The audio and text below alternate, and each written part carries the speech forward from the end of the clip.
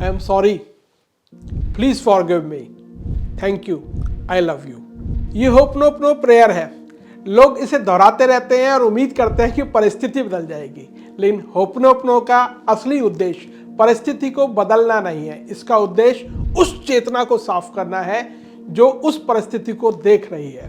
ब्रह्मांड शब्दों पर प्रतिक्रिया नहीं देता, बल्कि आपकी अंदरूनी अवस्था को महसूस करता है। जब आप आई एम सॉरी कहते हैं तो आप ये स्वीकार करते हैं कि इस अनुभव में आपकी चेतना की भी भूमिका रही है। यह वाक्य अहंकार को नीचे लाता है और जिम्मेदारी की शुरुआत करता है।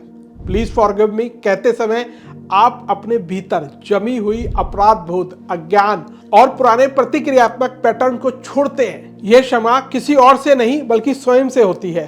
थैंक यू बोलते ही ऊर्जा बदलने लगती है, क्योंकि पीड़ा अब शिकायत नहीं रहती, वह सीख बन जाती है। और जब आप आई लव यू कहते हैं तो मन भय और संघर्ष की अवस्था से बाहर निकलकर प्रेम और शांति की अवस्था में लौट आता है।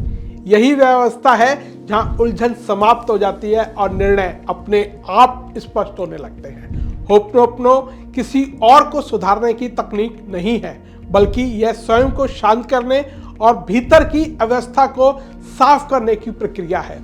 जब भीतर शांति आती है तब सही निर्णय प्रयास से नहीं, स्वाभाविक रूप से उभरते हैं। इसलिए होपनोपनो को हाईएस्ट वाइब्रेशन प्रेयर कहा जाता है, क्योंकि यह हमें पीड़ित की भूमिका से निकालकर जिम्मेदार, शांत और स्पष्ट व्यक्ति बनाती है। सबसे ऊंची प्रार्थना यह नहीं है कि जीवन बदल जाए, बल्कि यह है कि मैं भीतर से इतना स्पष्ट हो जाऊं कि जीवन को सही दृष्टि से देख पाऊं। और जब चेतना साफ होती है तो रास्ता अपने आप दिखाई देने लगता है।